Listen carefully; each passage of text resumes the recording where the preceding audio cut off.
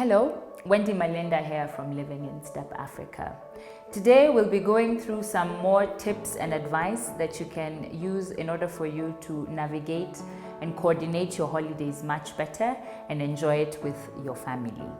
The first step is to keep it simple. Sometimes we tend to have these grand plans that require lots of planning and coordination in order for us to have this huge and wonderful experience during this holiday season.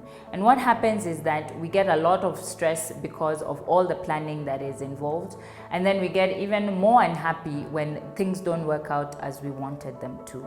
Remember that it's not your duty to please everyone during this time period. So don't take on responsibilities or tasks that you know very well only add on to the stress of your own tasks simply because you want to please somebody else. Have the ability to say no to things that you know you won't be able to take care of due to the limited time and resources that you have during this period.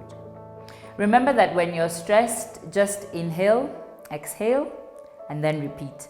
That should help you relax for a bit until you get on with your next task. Another thing that can help you during this time is not to fall in love so deeply with the plans that you have. Within step families, sometimes things just happen that are out of your control that might make your plans not as executable as you first thought they were. So remember that you need to be flexible, and remember that what is really important here is for the family to come together. However you do it is not really that important. Strive for a connection rather than perfection. Sometimes we get so caught up in trying to make these plans work and trying to have this perfect family holiday that we forget what is the real spirit behind this period. It is about making connections with your family. It is about sharing your year, sharing the values that you have had, sharing the journey that you've been going through for the entire year, and just coming together and appreciating one another. So focus more on that, so that even when your plans don't really work out as you intended them to, you really have a focus on what is more important, and it won't derail your happiness during this time. Tip number 4 is that you need to be flexible.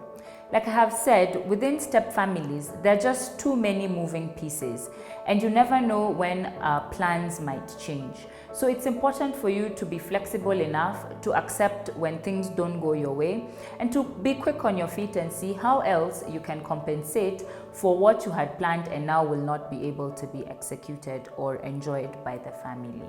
So take your time to just look on what is more important, and whenever you're required to change, do so without much stress or strain or complaining to your family. And that way, everyone is happy. Finally, manage your own expectations. It's important for you to notice when your thoughts start going on and on about how the family holidays should be.